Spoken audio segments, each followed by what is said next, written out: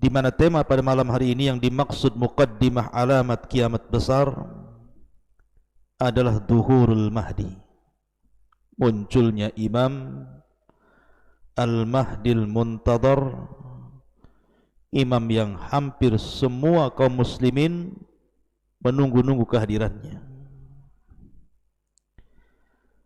Dia bukan seorang nabi dan dia tidak memiliki mukjizat serta keanehan-keanehan, akan tetapi kemuliaannya ditunggu setiap manusia dan dirindukan kemunculannya. Dan dia seorang yang saleh, yang kedatangannya akan memenuhi bumi dengan keadilan setelah sebelumnya tersebar kezaliman dan juga keburukan. Dan dia orang nomor 5 dari 4 penguasa dunia setelah Dzulqarnain, kemudian Sulaiman, kemudian Namrud, kemudian Bukhtun Nasr. Maka Al-Mahdil Muntadhar Muhammad ibn Abdullah adalah orang kelima yang akan menguasai dunia di akhir zaman. Bagaimana kisahnya? Ma'asyiral muslimin yang dimuliakan Allah Subhanahu wa taala, kalau kita melihat hadis-hadis Nabi sallallahu alaihi wasallam seputar Al-Mahdi, kemunculannya dan sepak terjangnya, banyak sebagian orang jahil mengingkari hadis-hadis itu. Mereka mengatakan kalau sampai hadis ini diterima, maka akan membuka pintu lebar-lebar, orang-orang akan mengaku sebagai Imam Mahdi. Maka kita katakan bahwa hadis-hadis seputar Imam Mahdi itu mutawatir makna. Ya, sebagiannya ada yang dhaif, ada yang hasan, tetapi banyak yang sahih. Saking banyaknya sehingga ulama menyebutnya mutawatir makna. Ma'asyiral muslimin yang dimuliakan Allah Azza wa Jalla, tentu Nabi sallallahu alaihi wasallam paham bahwa kalau seandainya kabar tentang Al-Mahdi itu datang secara mutlak umum, bisa saja semua orang mengaku Imam Mahdi. Tapi Nabi sallallahu alaihi wasallam sudah berbicara berabad-abad yang silam tentang ciri-ciri Al-Imam Mahdi yang tidak ada pada siapapun yang mengaku sebagai Imam Mahdi, sehingga kita bisa membedakan mana Mahdi yang benar, mana Mahdi yang dusta. Kita teringat pada tahun 1980 atau 1979 tentang fitnah Juhaiman. Anda pernah mendengar fitnah Juhaiman? Terjadi di Saudi. Ketika itu ada 2 tokoh sentral yang mengepung dan menguasai Masjidil Haram.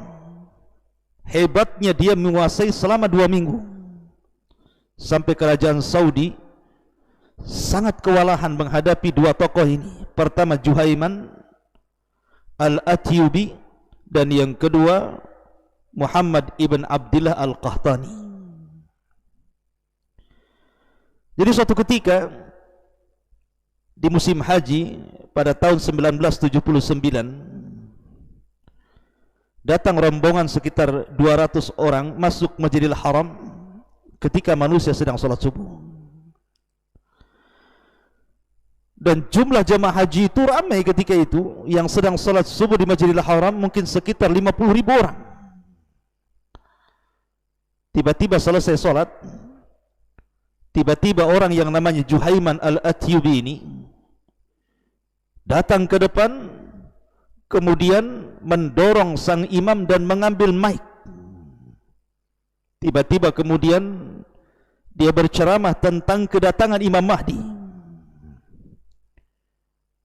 Spontan sebagian manusia kaget karena belum pernah terjadi di haram seperti ini. Tiba-tiba dia mengambil mic, kemudian mengatakan bahwa Al-Mahdi yang ditunggu-tunggu telah hadir di sekitar kita. Kemudian menyuruh orang-orang yang ada di Masjidil Haram untuk berbaiat kepada Al-Mahdi yang disebut oleh Juhaiman Al-Atyubi ini. Tiba-tiba selang beberapa waktu datanglah Abdullah atau Muhammad ibn Abdillah Al-Qahtani yang dimaksud oleh Juhaiman Al-Atyubi ini. Kata Juhaiman, lihatlah di hadapan kalian ada Al-Mahdi. Ciri-cirinya persis seperti yang disabdakan Nabi SAW. Kemudian dia mengambil tangannya dan berbaiat, disusul dengan para pengikutnya 12 orang ikut berbaiat. Sebagian manusia terdiam, sebagian manusia heran, sebagian manusia bertakbir. Ma'asyiral muslimin yang dimuliakan Allah Azza wa Jalla, tiba-tiba para pengikut Juhaiman ini datang membawa peti ke dalam Masjidil Haram.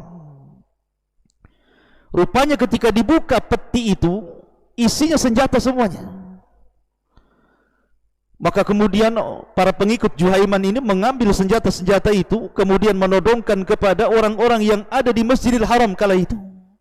Kemudian sebagiannya naik ke menara-menara, kemudian menguasai Masjidil Haram. Manusia bingung, ada apa ini?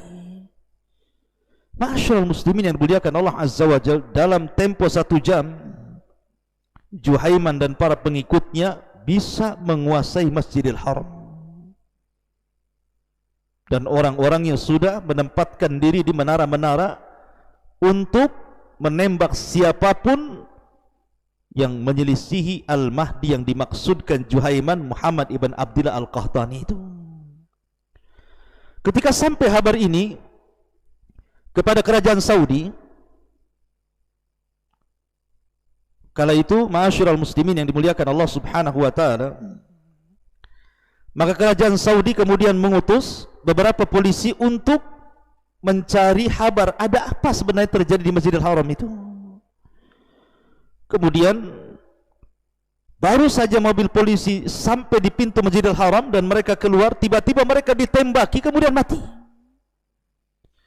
Akhirnya kemudian pemerintah Saudi mengambil sikap, meminta fatwa daripada Hay'ah Kibaril Ulama menghadapi situasi seperti ini. Maka keluarlah fatwa dari para ulama bahwa pemerintah membolehkan untuk menyerang balik kepada para teroris yang menguasai Masjidil Haram ini, karena mereka membahayakan nyawa jemaah haji dan sudah membunuh polisi-polisi yang hendak mencari kabar keberadaan mereka.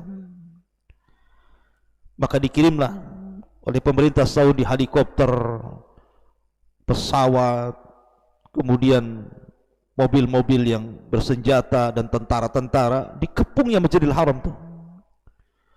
Kemudian terjadi perang hebat antara pasukan Juhaiman dengan pasukan Saudi ini. Sampai akhirnya kemudian banyak bangunan-bangunan yang rusak Masjidil Haram itu. Karena terdesak, karena dikepung dari atas dan dari bawah, maka pasukan Juhaiman pun kemudian bersembunyi ke bawah Masjidil Haram, ke lorong-lorong yang ada di Masjidil Haram itu. Akhirnya kemudian oleh tentara Saudi dilempari gas-gas air mata, kemudian juga dilempari granat, sehingga akhirnya selama 2 minggu sebagian mereka mati karena tidak ada oksigen, sebagian mati karena kehabisan makanan sehingga tidak makan, sebagian mereka terpingsan. Akhirnya dengan cekatan selama 2 minggu pemerintah Saudi berhasil menguasai Masjidil Haram kembali dan menangkap 63 orang, kemudian dieksekusi. Salah satunya adalah Juhaiman. Ma'asyiral muslimin yang dimuliakan Allah Azza wa Jalla, sebenarnya Juhaiman ini dahulunya adalah tentara dari tentara Saudi, tetapi dia masuk ke oposisi yang selalu mengkritik pemerintah Saudi. Kemudian akhirnya dia pun membuat isu tentang keburukan pemerintah dengan memunculkan satu tokoh untuk dijadikan bahan pemberontakan kepada pemerintah Saudi dengan isu munculnya Al-Mahdi. Berjumpalah dia dengan Muhammad ibn Abdillah Al-Qahtani yang memang ciri-cirinya fisiknya hampir mirip dengan yang disabdakan Nabi SAW. Setelah kemudian terjadi dialog, dirayunya bahwa engkau adalah Al-Mahdi dan begitu seterusnya, maka Muhammad ibn Abdullah Al-Qahtani mau dibaiat dan dijadikan Imam Mahdi. Pada ini kepentingan Juhaiman. Tapi dari kisah ini, kejadian ini, karena kejadian ini kan terjadi pada tahun 1979 atau 1980, artinya masih baru. Tapi lihat bagaimana dampaknya. Masjidil Haram dikepung, banyak nyawa melayang, banyak yang terluka, jemaah haji ketakutan. Ma'asyiral muslimin yang dimuliakan Allah Azza wa Jalla, kenapa kemudian mereka menjadikan isu Al-Mahdi untuk menumbangkan kekuasaan Saudi? Karena memang kalau kita melihat hadis-hadis Nabi SAW, Al-Mahdi yang kelak akan muncul di akhir zaman adalah sosok yang ditunggu-tunggu kaum muslimin, yang dirindukan kemunculannya. Makanya kemudian orang banyak mengaku Imam Mahdi. Oleh karena itulah maka malam ini sedikit kita akan bercerita siapa Al-Mahdi, di mana munculnya, siapa pengikutnya, bagaimana sepak terjangnya, bagaimana dia bisa hidup di 3 tanda kiamat besar: munculnya Dajjal, turunnya Isa bin Maryam, dan keluarnya Ya'juj wa Ma'juj, dan bagaimana wafatnya, berapa tahun dia berkuasa, dan banyak persoalan yang kita akan bahas beberapa menit ke depan. Ma'asyiral muslimin yang dimuliakan Allah Subhanahu wa taala, Nabi SAW bersabda dalam hadis Abi Sa'id Al-Khudri radhiyallahu an, yakhruju fi akhir ummatil mahdi yusqihi Allahul ghaitha wa tukhrijul arda nabataha wa yu'til mala sihahan wa takthurul masyiyatu wa ta'dumul ummatu ya'isu sab'an aw thamaniyan ay hijajan. Kata Nabi SAW, pada akhir umatku kelak akan keluar orang yang disebut dengan Al-Mahdi.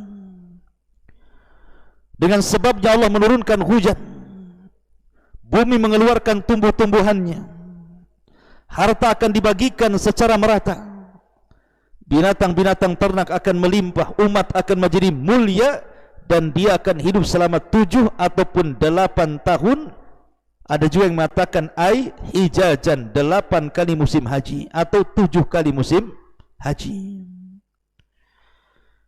Bahkan Nabi SAW mengatakan, laulam yabqa minad dunya illa al-yawm la tawwalallahu dhalika al-yawm hatta yab'atsallahu rajulan min ahli baiti yuwati'u ismuhu ismi wasmu abihi isma abi yamla'ul arda qistan wa adlan kama muli'at zulman wa jawra. Kata Nabi SAW, kalau seandainya tidak ada di dunia ini yang tersisa kecuali hanya tinggal 1 hari, tentu 1 hari itu akan Allah Subhanahu wa taala panjangkan sampai dibangkitkan kepada mereka seorang laki-laki dari keturunanku, namanya sama dengan namaku Muhammad, dan nama bapaknya sama dengan nama bapakku Muhammad ibn Abdullah, dan dia akan memenuhi keadilan di permukaan bumi yang sebelumnya telah dipenuhi dengan kezaliman dan juga kerusakan. Bahkan Nabi SAW mengatakan, la tadhabud dunya hatta yamlikal arab rajulun min ahli baiti yuwati wa ismahu ismi. Tidak akan hilang dunia ini sampai seseorang bisa menguasai bangsa Arab dan dia adalah keturunanku yang namanya mirip dengan namaku. Ma'asyiral muslimin yang dimuliakan Allah Azza wa Jalla, dari hadis-hadis ini maka muncullah banyak pandangan para ulama ataupun para pakar atau para peneliti sekitar Al-Mahdi. Ada yang mengingkari, ada yang kemudian mengaku-ngaku, ada yang mengklaim. Akan tetapi kalau kita melihat hadis-hadis Nabi SAW, memang Al-Mahdi itu akan ada dan akan datang. Akan tetapi ma'asyiral muslimin yang dimuliakan Allah Azza wa Jalla, Al-Mahdi yang dimaksud Nabi SAW bukan pula Al-Mahdi yang dimaksud orang-orang Syiah. Kita ahli sunnah wal jamaah mengatakan bahwa namanya sama dengan nama Rasul Muhammad dan nama bapaknya sama dengan nama bapak Rasul, maksudnya Abdullah, namanya Muhammad ibn Abdullah. Tiba-tiba muncul nama yang menyelisih hadis Nabi SAW yang bernama Muhammad Hasan Al-Ashqari. Muhammad Hasan Al-Ashqari yang diklaim orang-orang Syiah ketika bayi karena takut dibunuh kemudian disembunyikan di sebuah gua di Sirdab, Irak. Kemudian dia akan bersama manusia, mengikuti manusia, dan akan terus bersama manusia sampai Allah akan keluarkan nanti di akhir zaman. Muhammad Hasan Al-Ashqari, keturunan Husain ibn Ali ibn Abi Talib. Maka kita katakan kisah tentang Muhammad Hasan Al-Ash'ari adalah kisah khurafat, bukan sebuah fakta atau yang sesuai dengan hadis Nabi SAW. Karena Imam Mahdi yang kita kehendaki adalah namanya Muhammad ibn Abdullah, dan dia Al-Hasani, keturunan Hasan, Al-Alawi, keturunan Ali bin Abi Talib radhiyallahu anhu. Dan sudah wajar bahwa Imam Mahdi itu keturunan Hasan, bukan keturunan Husain, karena ada sebabnya. Sebabnya adalah ketika Hasan berkuasa 6 bulan lamanya, menggantikan posisi ayahnya, dan dia Khulafaur Rasyidin yang terakhir menggenapkan angka 30 yang disabdakan Rasul. Dia serahkan kekuasaannya kepada Muawiyah sampai tahun itu disebut tahun jamaah. Maka sebagai balasan, al-jaza'u min jinsil amal, balasan itu disesuaikan dengan amalannya, jazaul ihsan ilal ihsan, maka keturunannya kelak akan diberikan kekuasaan yang mampu menguasai dunia. Muhammad ibn Abdullah Al-Hasani Al-Alawi dari keturunan Fatimah bintu Nabi sallallahu alaihi wasallam. Ma'asyiral muslimin yang dimuliakan Allah Subhanahu wa taala, Nabi sallallahu alaihi wasallam menyebutkan beberapa ciri yang disebutkan ciri fisik Imam Mahdi.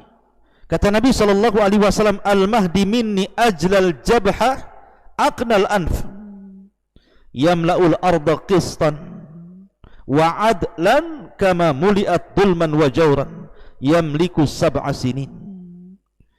Kata Nabi SAW, Al-Mahdi itu keturunanku, dahinya lebar, hidungnya mancung, memenuhi bumi dengan keadilan, sebagaimana sebelumnya bumi sudah tersebar kezaliman dan keburukan, dan dia akan menguasai bumi selama 7 sinin, 7 tahun, dalam riwayat 8 tahun. Dan Allah Subhanahu wa ta'ala akan memperbaiki Al-Mahdi itu dalam 1 malam. Al-Mahdi minna ahlal bait yuslihullahu fi lailatin. Al-Mahdi itu dari kami kalangan ahli bait, Allah perbaiki dalam 1 malam. Ma'asyiral muslimin yang dimuliakan Allah Azza wa Jalla, lalu kapan Imam Mahdi muncul dan di mana? Apakah dia hidup sekarang? Apakah hari ini Imam Mahdi sudah ada, sebagaimana ada orang yang memprediksi bahwa Imam Mahdi itu sudah ada? Maka kita katakan dalam sebuah hadis Nabi SAW bersabda, yakunu ikhtilafu inda mauti khalifatin fayakhruju rajulun min ahli al-madinati hariban ila makkah fayatihi nasun min ahli makkah fayukhrijunahu wa huwa karihun fayubayi'unahu bainar rukni wal maqam wa yub'atsu ilaihi ba'thun minas syami fayuqsafu bihim bil baida baina Makkah wal Madinah fa idza ra'a an-nasu dhalik atahu abdalus Syam wa asaibu ahli al-Iraq fayubayi'unahu baina ar-rukni wal maqam thumma yansha'u rajulun min Quraisyin akhwaluhu kalbun fayab'athu ilaihim ba'than fayadharuna alaihim wa dhalika ba'thu kalbin wal khaybatu liman lam yashhadu ghanimata kalbin fayaqsimul mala wa ya'malu fin nasi bi sunnati nabiyyihim sallallahu alaihi wasallam wa yulqil islamu bi jiranihi ilal ardi fayalbasu sab'a sinin thumma yutawaffa wa yusalla alaihi al muslimun thumma yutawaffa wa yusalli alaihi al muslimun. Perhatikan hadis ini. Nabi SAW mengatakan akan terjadi perselisihan pada saat wafatnya seorang khalifah. Jadi ada khalifah yang sangat kuat kala itu, khalifah ini wafat, kemudian terjadi perselisihan anak-anaknya, abnaul khalifah ini. Lah abnaul khalifah ini tidak sekuat ayahnya, justru mereka saling berperang. Maka saat itulah keluarlah seorang laki-laki dari penduduk kota Madinah berlari menuju Mekah. Orang-orang dari penduduk Mekah tiba-tiba mendatangi orang ini. Kemudian mereka pun mengeluarkan laki-laki itu untuk dibaiat, tetapi dia tidak suka dan membencinya. Kemudian mereka tetap membaiat dia di antara rukun Yamani dan makam Ibrahim. Kemudian dikirimlah kepadanya satu pasukan yang tidak suka ada seseorang yang dibaiat dan mengaku Imam Mahdi, dan pasukan itu datang dari arah Syam menuju Madinah. Tiba-tiba ketika sampai di sebuah tempat namanya Baida antara Mekah dan Madinah, Allah Subhanahu wa taala kirim gempa sehingga menenggelamkan mereka semua ke dalam bumi. Lalu tiba-tiba orang ramai melihat laki-laki itu didatangi oleh para abdal dari Syam dan kelompok-kelompok dari Irak. Kemudian mereka membaiatnya antara rukun Yamani dan makam Ibrahim. Kemudian muncullah seorang laki-laki dari pasukan, kemudian pasukan itu pun mengalahkan mereka. Itu adalah pasukan suku Kalb, dan adalah suatu kerugian bagi sesiapa yang tidak mempersaksikan ghanimah dari Kalb. Kemudian beliau Al-Imam Mahdi berusaha mengamalkan di tengah-tengah manusia sunnah Nabi SAW, menyebarkan Islam ke seantero dunia, dan beliau Al-Mahdi akan tinggal selama 7 tahun lalu meninggal dunia dan disolatkan oleh kaum muslimin. Hadis ini oleh sebagian para ulama ada yang mengatakan sahih dan ada yang melemahkannya, seperti Syekh Albani rahimahullahu taala melemahkan hadis ini. Tapi sebagian ulama yang lain seperti Al-Imam Al-Haytami dalam kitabnya Majma'ul Zawaid mengatakan hadis ini diriwayatkan oleh Al-Imam At-Tabrani dalam Mu'jam Al-Awsat, dan para perawinya adalah para perawi hadis yang sahih. Baik, dari hadis ini kita tahu bahwa Imam Mahdi itu muncul di Mekah ataupun Madinah. Ma'asyiral muslimin yang dimuliakan Allah Subhanahu wa taala. Dan Imam Ibnu Katsir rahimahullah taala ketika menyebutkan hadis ini mengomentari bahwa wa yu'ayyidu bin nas atau wa yu'ayyadu bin nasi anna ahlal masyriqi yansurunahu, dan dikuatkan dengan nas yang jelas bahwa orang-orang yang datang dari timur Irak dan juga Syam, merekalah akan menjadi para penolong Al-Mahdil Muntadhar Muhammad ibn Abdullah Al-Hasani Al-Alawi min auladi Fatimata bintu Rasulillah sallallahu alaihi wa ala alihi wasallam. Ma'asyiral muslimin yang dimuliakan Allah Subhanahu wa taala,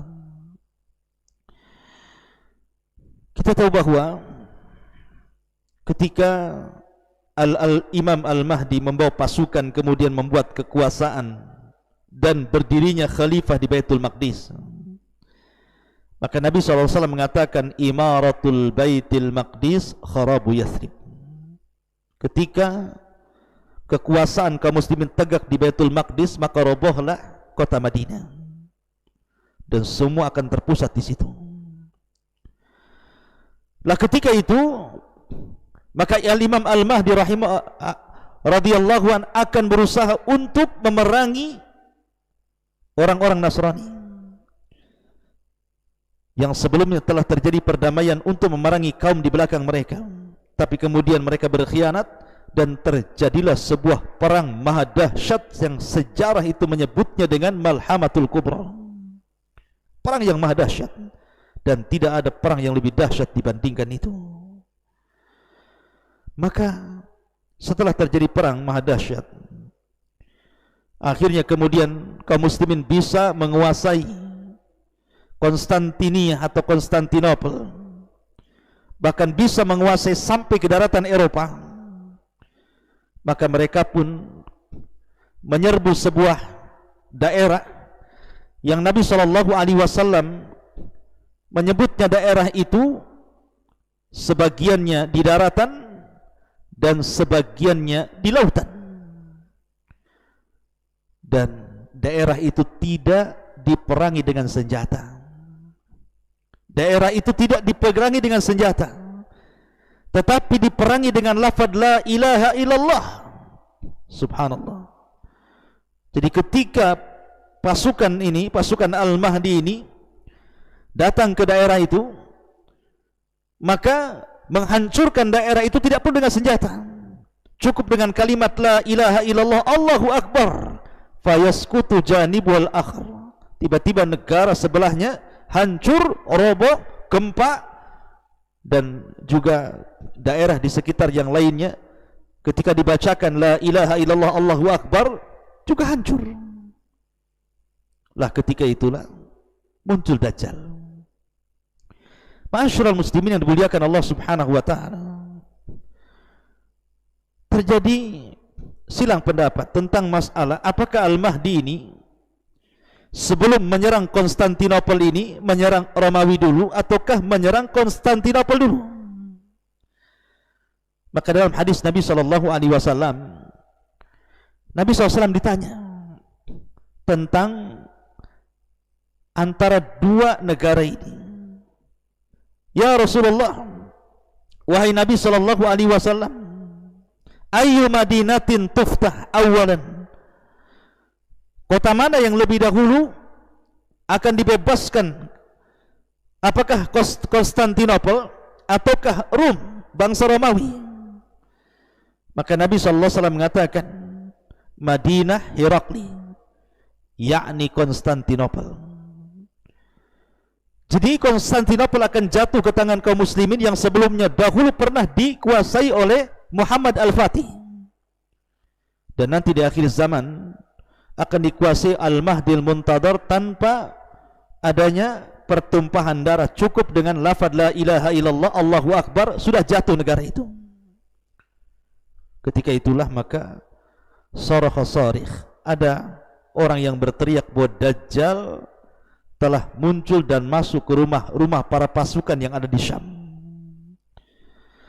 Ma'asyiral muslimin yang dimuliakan Allah Azza wa Jalla, dari sini bahwa munculnya Dajjal ada di zaman Imam Mahdi, dan Imam Mahdi inilah yang memuqaddimahi munculnya tanda dari tanda-tanda kiamat besar yang dimulai dengan khuruj ad-Dajjal, keluarnya Dajjal. Ma'asyiral muslimin yang dimuliakan Allah Subhanahu wa taala, dalam sebuah hadis ketika Nabi SAW menjelaskan bagaimana fitnah Dajjal,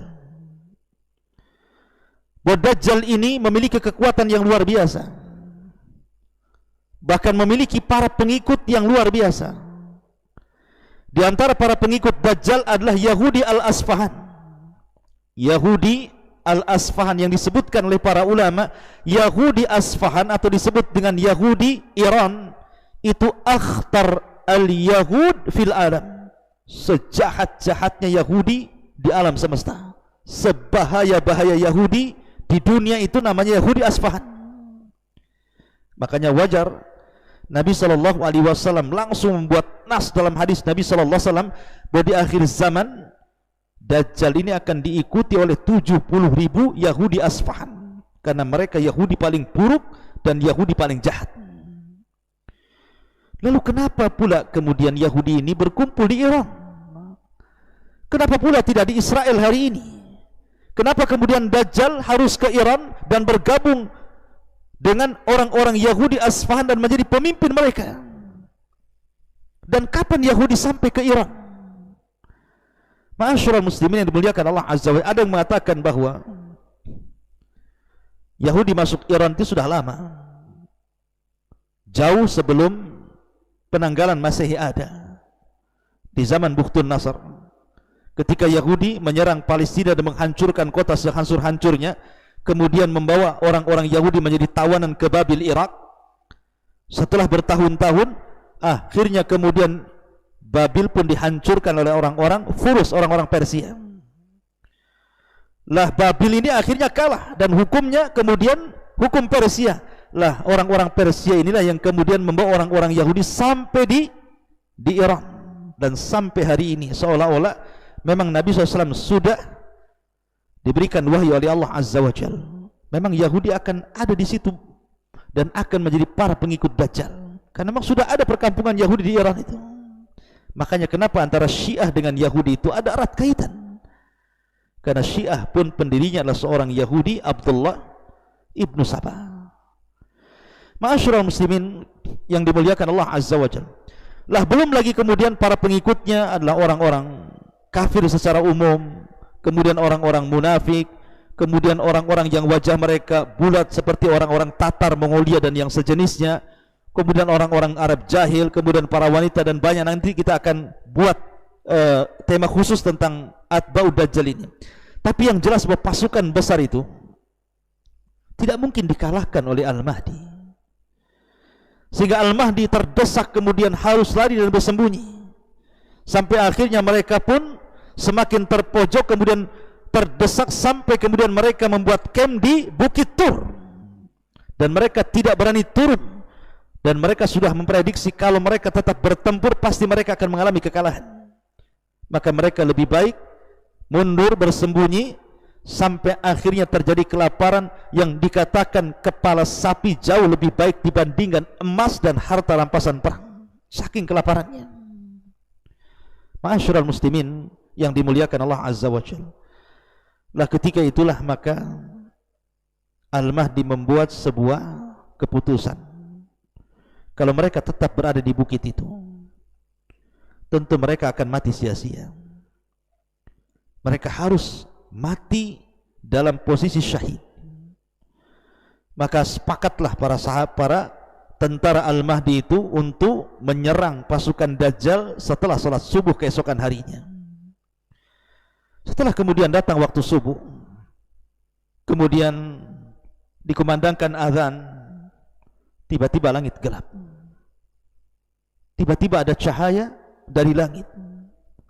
Rupanya mereka melihat dengan kedua mata mereka Isa bin Maryam turun diapit dengan dua malaikat, di mana rambutnya basah dan dia memiliki hawa di mulutnya yang akan membunuh setiap orang-orang kafir sejauh mata memandang. Turunlah Isa bin Maryam, kemudian bergabung dengan tentara Al-Mahdi Al-Muntadhar. Pertanyaannya, siapa yang memimpin perang? Siapa yang memimpin kaum muslimin kala itu? Al-Mahdi kah? Ataukah Isa bin Maryam? Ma'asyiral muslimin yang dimuliakan Allah Azza wa Jalla, kita tahu bahwa ketika Isa turun, mereka siap-siap qomat dan hendak melaksanakan salat subuh. Isa sudah dikenal ciri-cirinya karena hadis-hadis Nabi sudah menjelaskannya, sehingga Al-Mahdi langsung kenal dan mengatakan, taqaddam ya ruh Allah, silahkan wahai ruh Allah, Anda menjadi imam. Tapi Isa paham siapa dirinya, dia bukan seorang nabi lagi. Karena ketika dia diangkat di usia 33 tahun, kemudian letakkan di langit oleh Allah Azza wa Jal, terangkatlah nubuahnya, artinya sudah sempurna kenabiannya, sehingga ketika diangkat bukan lagi menjadi seorang nabi. Dan di akhir zaman dia turun bukan jadi seorang nabi, tapi memang ada tugas yang Allah Subhanahu wa taala tugaskan kepada Isa. Pertama, membunuh Dajjal, yang kedua, berhukum dengan hukum keadilan, yang ketiga, mematahkan salib, membunuh babi, dan begitu seterusnya. Makanya dia tidak mau jadi imam karena akan memfitnah manusia. Dia tahu bahwa la nabiyya ba'di, kata Rasul, tidak ada nabi sepeninggalku. Kalau seandainya dia menjadi imam, maka orang-orang menyangkanya manusia ikut syariat Isa. Makanya Isa tidak jadi imam, Isa jadi makmum, dan yang menjadi imam adalah Al-Mahdil Muntadhar, supaya orang-orang tahu bahwa Isa ketika turun mengikuti syariat Nabi SAW dan tidak membawa syariat dirinya. Tetapi ketika selesai perang, selesai salat, maka yang memimpin perang adalah Isa bin Maryam.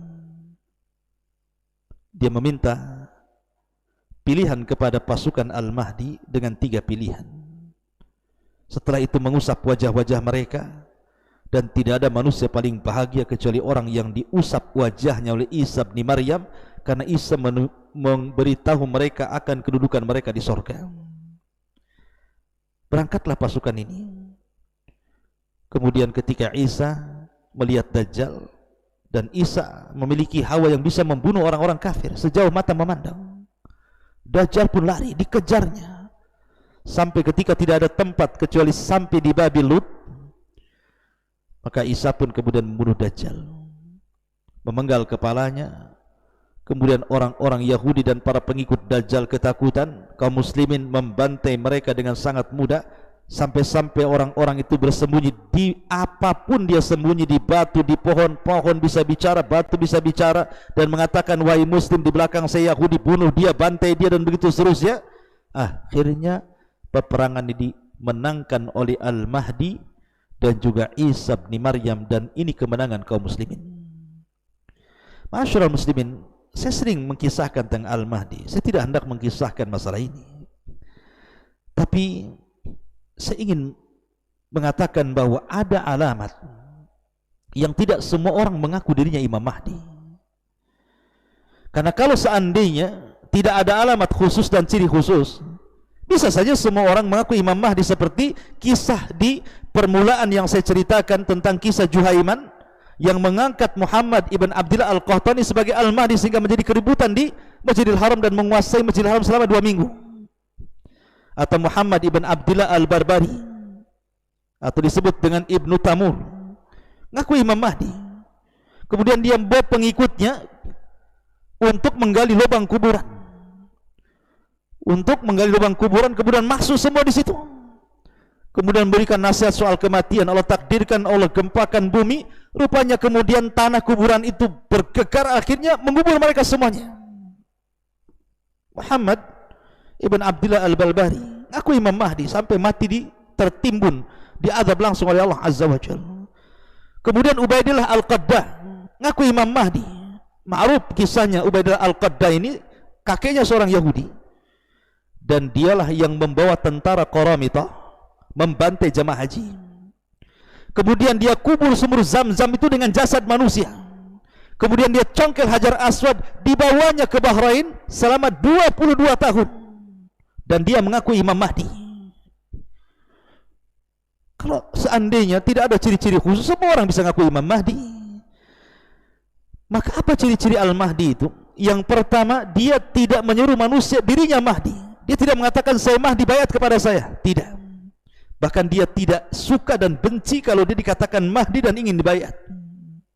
Yang kedua, namanya harus sama dengan nama Rasulullah, Muhammad atau Ahmad, dan nama bapaknya harus sama dengan nama bapak Rasul, Abdullah, Muhammad atau Ahmad ibn Abdullah. Kemudian nasabnya harus sampai kepada Hasan dan Husain, bukan Husain. Artinya harus keturunan Hasan ibn Ali ibn Abi Talib, putra daripada Fatimah bintu Rasulullah sallallahu alaihi wasallam.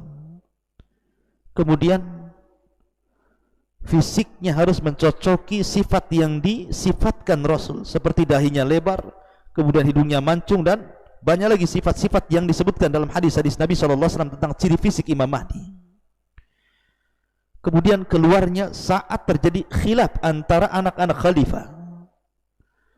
Kemudian dia harus muncul di Mekah, dibaiat di antara rukun dan makam Ibrahim, dan dia harus orang saleh, orang yang bertakwa, memiliki ilmu tentang Al-Quran dan Sunnah Nabi SAW. Dan sebelum kemunculannya, artinya sebelum banyak orang yang membaiatnya, terjadi gempa di Baidah yang menenggelamkan pasukan Syam yang hendak membunuh Al-Mahdi yang baru saja dibaiat di Mekah. Dan sebelumnya terjadi kezaliman dan kerusakan, maka dia datang membawa keadilan dan kebenaran. Ma'asyiral muslimin yang dimuliakan Allah Subhanahu wa ta'ala,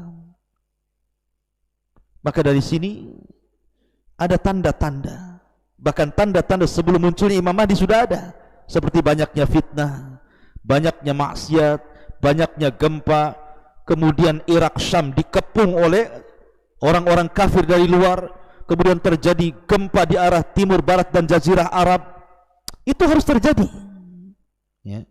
Ma'asyiral muslimin yang dimuliakan Allah Azza wa Jalla, masalahnya ada sebuah pertanyaan. Kita tahu bahwa Imam Mahdi ini dijelaskan dalam hadis, kedatangannya bumi ini akan subur, yuskil arda, di mana bumi akan subur, ternak akan banyak, buah-buahan akan melimpah, kemudian kehidupan akan diberkahi. Sementara Dajjal terbalik. Dajjal itu datang membawa kerusakan. Bahkan sebelum kemunculannya 3 tahun terjadi paceklik hebat, sampai kemudian sepertiga terakhirnya tidak hujan dan satu bumi mengalami kekeringan, supaya Dajjal bisa merayu manusia, siapa yang mengikuti dia, dia akan hijaukan buminya. Sementara Imam Mahdi dan Dajjal ini satu zaman, seolah-olah tidak bisa ditemukan yang satu mengatakan kalau ini muncul akan hijau, kalau ini muncul akan kering. Lalu bagaimana cara menjamaknya? Maka ulama mengatakan bahwa 3 tahun kekeringan sebelum kemunculan Dajjal ini itu datang duluan. 3 tahun pertama sepertiga langit ditahan, sepertiga bumi pun ditahan. Tahun kedua 2/3 langit ditahan, 2/3 bumi ditahan. Kemudian tahun ketiga semua langit ditahan, bumi ditahan, sehingga terjadi kekeringan hebat. Ya, itu tahun sebelum Imam Mahdi muncul.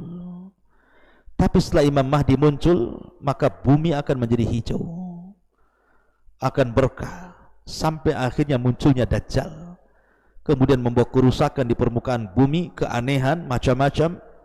Akhirnya banyak orang yang terfitnah agamanya, dan tidak ada yang selamat kecuali yang Allah rahmati keimanannya. Ma'asyiral muslimin yang dimuliakan Allah Azza wa Jalla, inilah di antara sekilas tentang kisah Al-Mahdil Muntadhar. Subhanakallahumma bihamdika asyhadu an la ilaha illa anta astaghfiruka wa atubu ilaik. Allahu ta'ala alam. Assalamualaikum warahmatullahi